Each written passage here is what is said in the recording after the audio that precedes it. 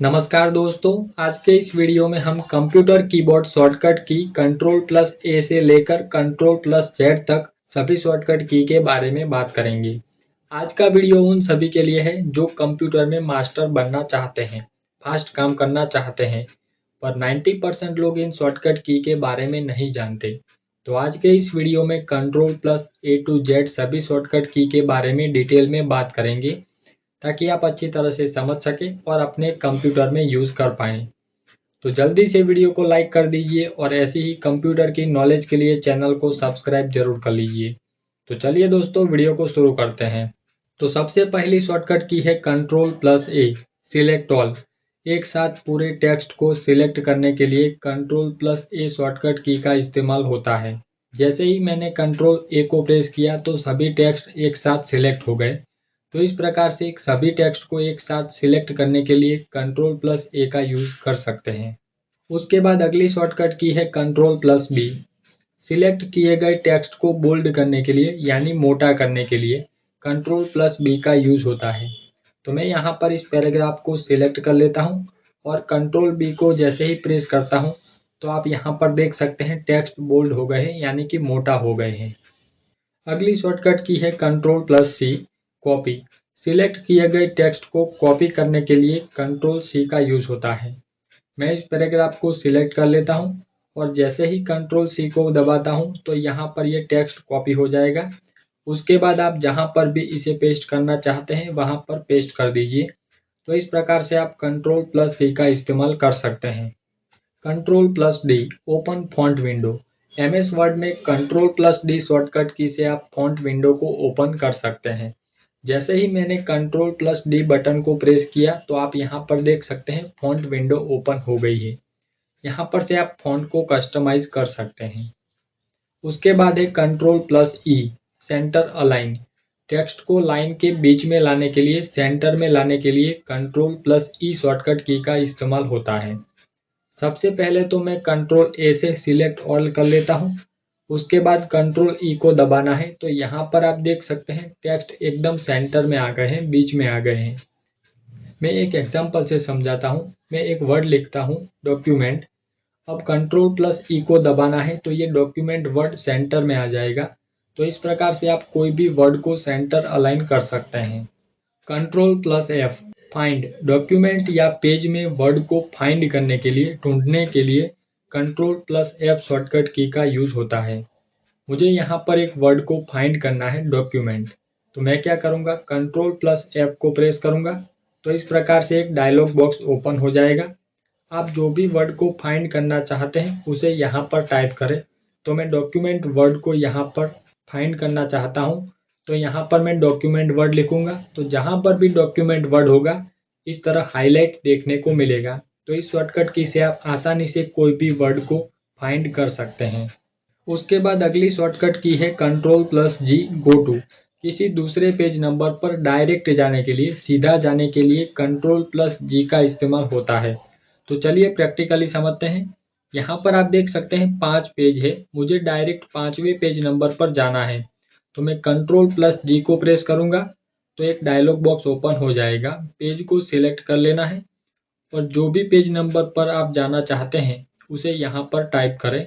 मुझे 5वें page number पर जाना है तो मैं 5 टाइप करता हूँ। उसके बाद गो टू पर क्लिक करें तो डायरेक्ट 5वें पेज नंबर पर पहुँच चुका हूँ। अब मुझे फिर से पहले पेज नंबर पर जाना है तो मैं यहाँ पर 1 टाइप करूँगा। उसके बाद गो टू पर क्लिक कर दूँगा तो डायरेक्ट मैं पहले पेज नंबर पर पहुँच जाऊँगा।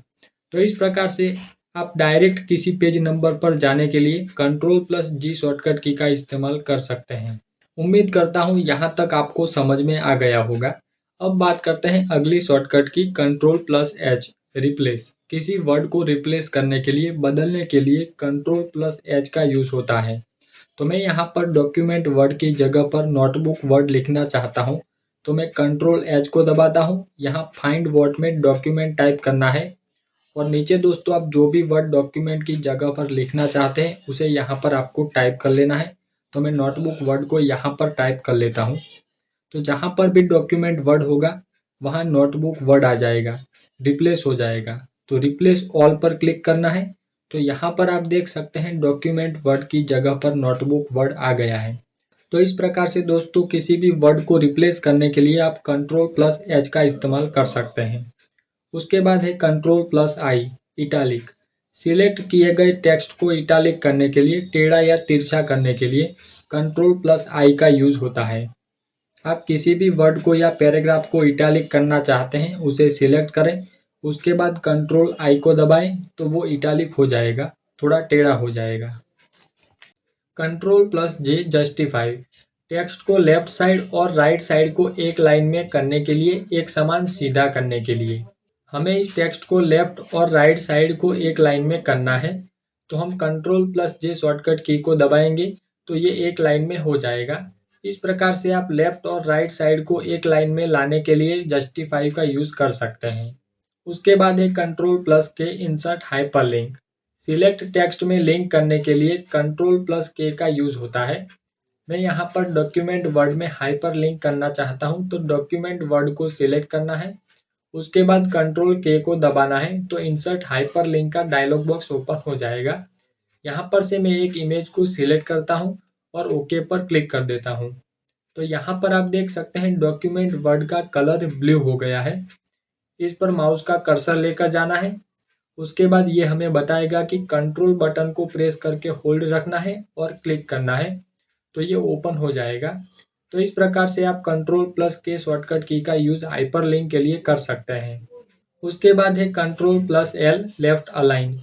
टेक्स्ट को लाइन के लेफ्ट साइड करने के लिए या लेफ्ट साइड लाने के लिए Ctrl+L शॉर्टकट की का यूज करते हैं। Ctrl+A से सिलेक्ट कर लेते हैं। उसके बाद जैसे ही आप Ctrl+L को प्रेस करेंगे तो सभी लाइन लेफ्ट साइड में आ जाएगी। Ctrl+M increase indent. इंडेंट को बढ़ाने के लिए Ctrl+M का यूज होता है। सिलेक्ट करना है और Ctrl+M को जैसे जैसे प्रेस करते हैं वैसे इंडेंट इंक्रीज होता है। यहाँ पर आप देख सकते हैं इंडेंट को बढ़ाने के लिए Ctrl+M का यूज होता है। उसके बाद है Ctrl+N न्यू। नया पेज या नई फाइल को ओपन करने के लिए Ctrl+N शॉर्टकट की का यूज करते हैं। चलिए प्रैक्टिकली समझते हैं। Ctrl+N को जैसे ही प्रेस करते हैं तो एक नया पेज ओपन हो जाएगा। Ctrl+O open. जो फाइल आपने सेव की है उस फाइल को ओपन करने के लिए शॉर्टकट की Ctrl+O का यूज होता है। Ctrl+O बटन दबाएंगे तो सेव फाइल शो होगी, उस पर क्लिक करके सेव की गई फाइल को ओपन कर सकते हैं। उसके बाद है Ctrl+P। किसी पेज या डॉक्यूमेंट को प्रिंट करने के लिए मैं ये पेज को प्रिंट करना चाहता हूँ तो Ctrl+P को दबाएं तो इस शॉर्टकट की से प्रिंट करते हैं। Ctrl+Q इंडेंट को एक ही बार में नॉर्मल करने के लिए पहले तो मैं Ctrl+M से इंडेंट को बढ़ा देता हूँ। अब हमें एक ही क्लिक में इंडेंट को नॉर्मल करना है तो Ctrl+Q को प्रेस करना है तो वो नॉर्मल हो जाएगा। तो इस प्रकार से आप Ctrl+Q का यूज कर सकते हैं। उसके बाद अगली शॉर्टकट की है Ctrl+R राइट अलाइन। टेक्स्ट को राइट साइड में लाने के लिए, मतलब टेक्स्ट को राइट साइड से एक लाइन में करने के लिए Ctrl+R शॉर्टकट की का यूज होता है। सिलेक्ट कर लेते हैं और Ctrl+R को दबाते हैं तो ये राइट साइड में टेक्स्ट एक समान हो जाएगा। उसके बाद है Ctrl+S सेव। किसी भी फाइल को सेव करने के लिए Ctrl+S शॉर्टकट की का इस्तेमाल करते हैं। मुझे ये फाइल को सेव करना है तो मैं Ctrl+S प्रेस करूँगा। उसके बाद आप जहाँ पर भी इस फाइल को सेव करना चाहते हैं, डॉक्यूमेंट में, फोल्डर में या डेस्कटॉप पर, उसे सिलेक्ट करना है।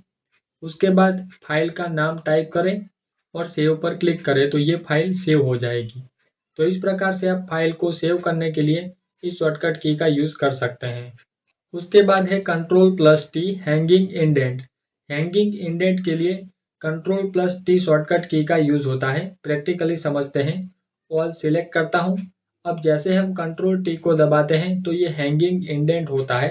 क्या होगा, पैराग्राफ की first line as it is रहेगी और बाकी की जो लाइन है, दूसरी लाइन, तीसरी लाइन, वो इस तरह से इंडेंट होगी। यहाँ पर आप देख सकते हैं।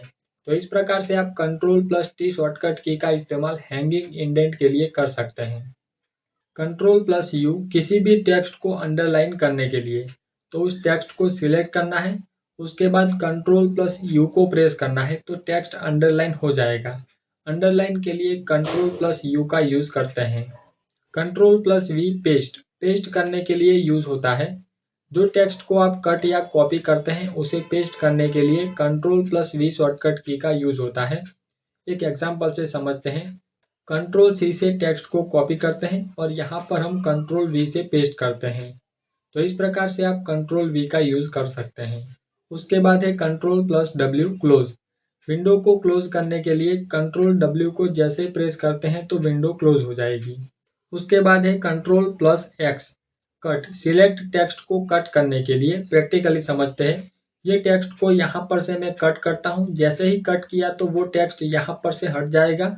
अब जहाँ पर पेस्ट करना है वहाँ जाकर पेस्ट करें। तो इस प्रकार से शॉर्टकट की कंट्रोल एक्स का यूज कट करने के लिए होता है। उसके बाद अगली शॉर्टकट की है कंट्रोल प्लस वाई रिडू करने के लिए और कंट्रोल प्लस जेड अंडू करने के लिए। इन दोनों शॉर्टकट की को एक साथ समझते हैं। सबसे पहले तो इस पैराग्राफ को डिलीट कर देते हैं। उस पैराग्राफ को वापस लाना है तो हम कंट्रोल प्लस जेड की प्रेस करेंगे तो ये अंडू हो जाएगा, वापस आ जाएगा। कंट्रोल वाई की प्रेस करेंगे तो ये फिर से डिलीट हो जाएगा। तो इस प्रकार से आप रीडू और अंडू करने के लिए कंट्रोल प्लस वाई और कंट्रोल प्लस जेड शॉर्टकट की का इस्तेमाल कर सकते हैं। आई होप कि दोस्तों आज का ये वीडियो आपको पसंद आया होगा। वीडियो पसंद आया हो तो वीडियो को लाइक करें, अपने दोस्तों के साथ शेयर करें और कंप्यूटर की जानकारी के लिए चैनल को सब्सक्राइब जरूर कर दीजिए। तो चलिए दोस्तों, मिलते हैं नेक्स्ट वीडियो में, तब तक के लिए बाय।